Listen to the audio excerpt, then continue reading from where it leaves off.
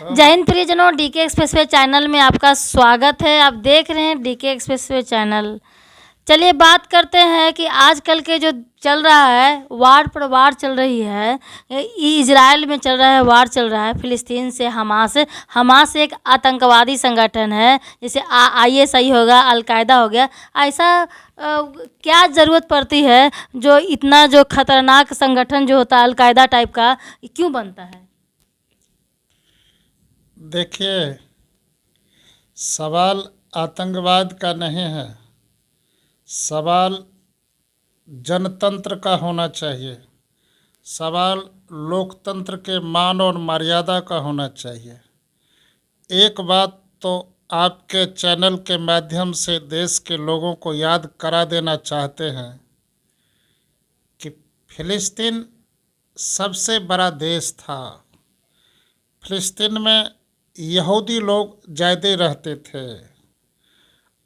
कुछ मुस्लिम समाज के लोग वहाँ बसे।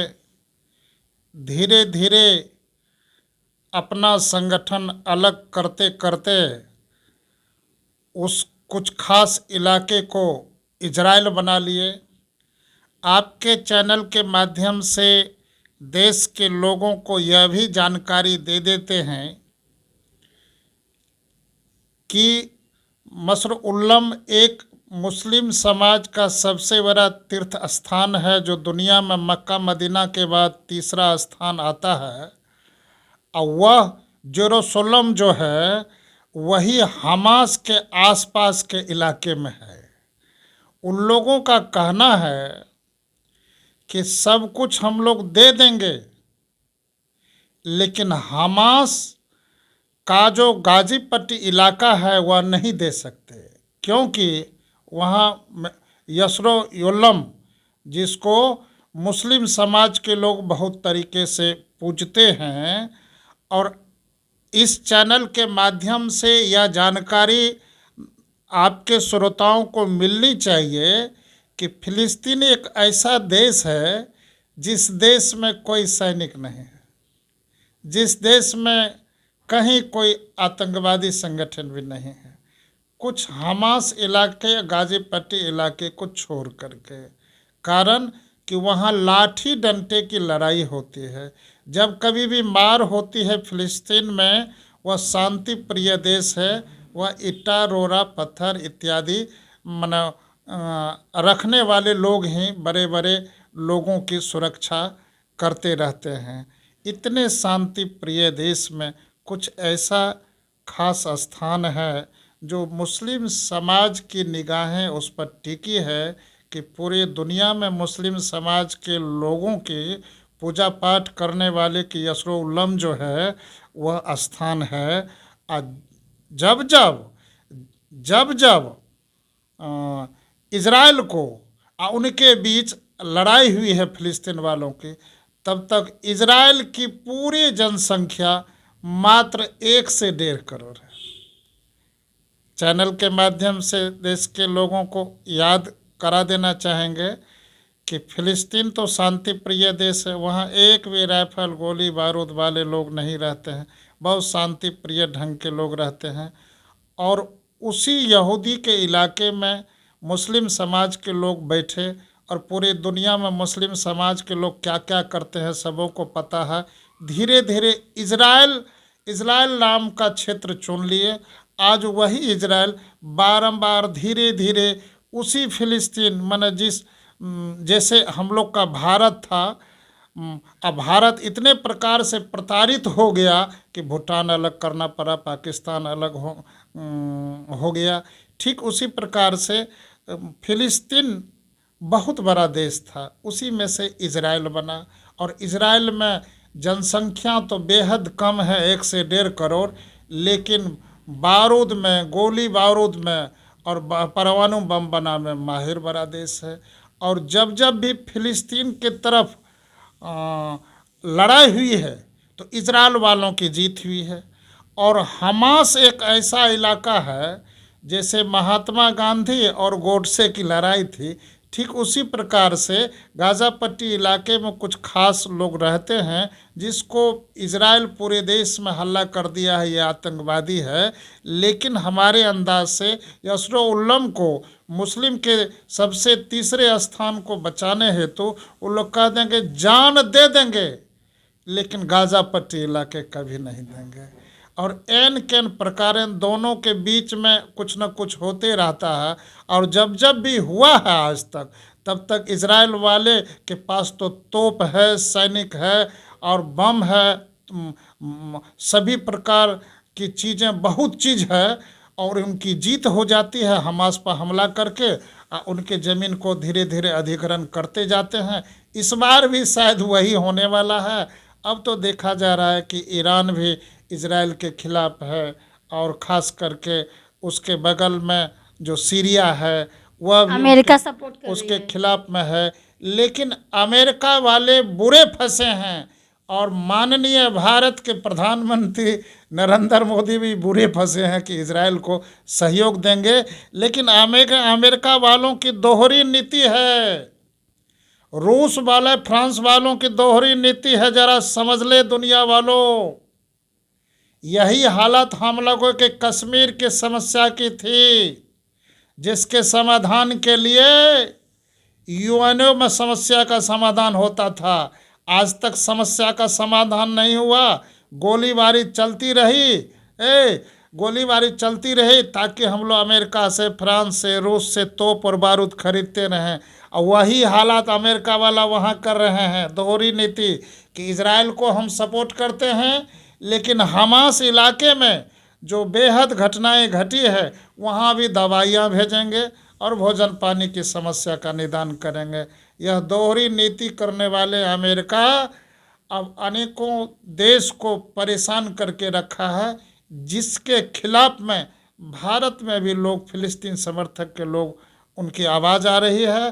पूरे देश और दुनिया में इजराइल के करतूत के खिलाफ आवाज़ उठनी शुरू हो गई है। यहाँ तक कि सीरिया एक देश है, वह भी इजराइल के खिलाफ में है। देखते रहिए आखिर होता क्या है। मतलब ये है, आपके कहने का सेंस ये है कि आप इजराइल को सपोर्ट नहीं कर रहे हैं? यहाँ के कुछ कौम के लोग को देखा जा रहा है कि स्टेटस पे लगा रहे हैं गाज़ा पट्टी हमास। क्या आप आतंकवादी को सपोर्ट करते हैं? देखिए, ISI, अलकायदा, उसी का तो सब अलग अलग सवाल वो पाकिस्तान नहीं जैसे है, बनाया है। सवाल वो ISI नहीं है। सवाल का जवाब एक है कि चाइना वाले जब भारत की ज़मीन अरुणाचल प्रदेश की तरफ हड़प रहे थे, और चाइना से जब हम लोग परेशान थे और भूटान इलाके में रोड बनाने की बात हुई थी, डोकलाम पर जब विवाद हुआ था, तो उस समय इजराइल वाले आंख मूंद करके भारत को समर्थन देने की बात कही थी।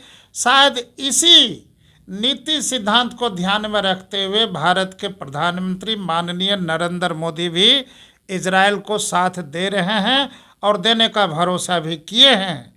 इसका मतलब ये नहीं कि जिस देश में कोई सैनिक नहीं है, जिस देश में कोई तोप नहीं है, बारूद नहीं है और लड़ाकू विमान नहीं है। अरे फिलिस्तीन वालों को तो इजराइल वाला इतना टाइट करके रखा है कि न सेना रख सकते हो, न लड़ाकू विमान रख सकते हो, न कोई राइफल रख सकते हो। सिर्फ लाठी डंडे और ईंट रोड़ा पत्थर से अपनी सुरक्षा करो। वो शांति उसके पास भी है, लेकिन बारूद, गोली बारूद सब मिला उसके अरे कुछ खास इलाका है खाली रेंज उसका कम है, पावर कम है, लेकिन उसके पास भी अवेलेबल है। देखिए, फिलिस्तीन के कुछ खास किसी कोने में सीमा के बॉर्डर पर, जैसे भारत के सीमा के बगल में जो कश्मीर है, हर एक देश में कुछ न कुछ गजब तरीके के लोग होते हैं।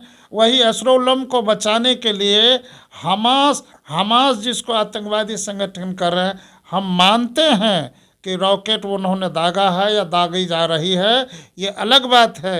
लेकिन वह इलाका फिलिस्तीनियों का रहा है, और गाज़ी पट्टी इलाके में हमास नाम के संगठन को आतंकी करार दे देना, लेकिन उसका जवाब भी तो सुनना चाहिए।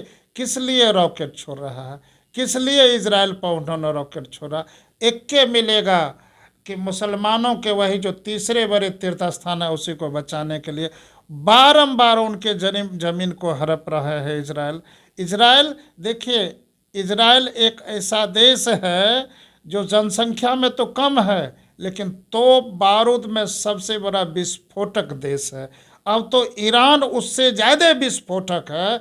ईरान वाले भी इजराइल को धमकी दिए हैं कि अब कुछ हद से ज़्यादा हो गया तो हम नहीं छोड़ेंगे। अब देखते रहिए अमेरिका वाले क्या करते हैं। अरे माननीय नरेंद्र मोदी तो भारत की चाइना के बदले में जो इनको भरोसा था, बेचारे अपनी नीति सिद्धांत और प्रतिष्ठा को ख्याल रखते हुए तुम मुझे साथ दिया है तो मैं भी तुझे साथ देने का वादा करता हूँ। अब मैं वादा किया हूँ और करूँगा, इस नीति सिद्धांत पर हैं। चूँकि भारत के धार्मिक प्रवृत्ति के प्रधानमंत्री हैं, ये हमेशा जो साथ देते हैं उसको निभाने का काम करते हैं। ऐसे प्रधानमंत्री की जय तो होनी चाहिए, चाहे भला हो बुरा हो और देश और दुनिया की नज़र में खराब भी हो, लेकिन यदि भारत की सुरक्षा के लिए आगे आए हैं तो भारत हमेशा उनके साथ खड़ा रहेगा। इस नीति और सिद्धांत पर खड़े रहने वाले माननीय प्रधानमंत्री को आपके चैनल के माध्यम से लाखों प्रकार के तोप से सलाम। तो भारत को इजराइल से क्या सीख मिला, क्या सीख मिलनी चाहिए यहाँ के लोगों को? देखिए, सीख यही मिलनी चाहिए कि शांति सबसे बड़ा धर्म है और शांति प्रिय देश जो फिलिस्तीन है वहाँ के लोगों को लड़ाई में बढ़ चढ़ करके नहीं उस्काना चाहिए। कारण कि कमज़ोर देश है, जनतंत्र वाला देश है और धार्मिक देश माने जाने वाला देश है और कारतूस गोली बारूद के खिलाफ वाला देश है। यदि उसी के इलाके, खास इलाके में यदि कुछ लोगों ने गलत किया है तो अभी भी समय है। यदि इस तरह की बर्बादी होती रही तो आने वाले समय में चौथा विश्व युद्ध होने की पूर्ण संभावना है। आतंकवादी का परिभाषा आपके हिसाब से क्या होना चाहिए? क्या होता है आतंकवादी, क्यों बनता है?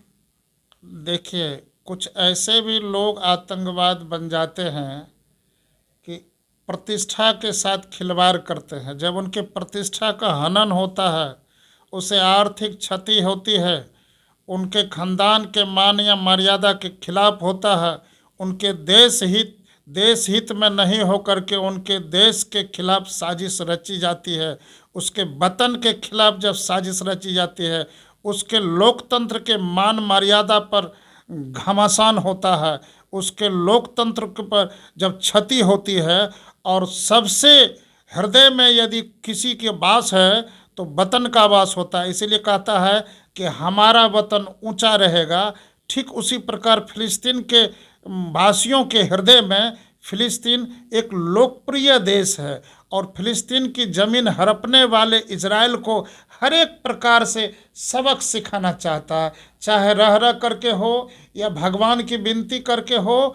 एन किन प्रकारन जब बस से बाहर हो जाता है तो वह लोग आतंकवादी की शरण लेते हैं।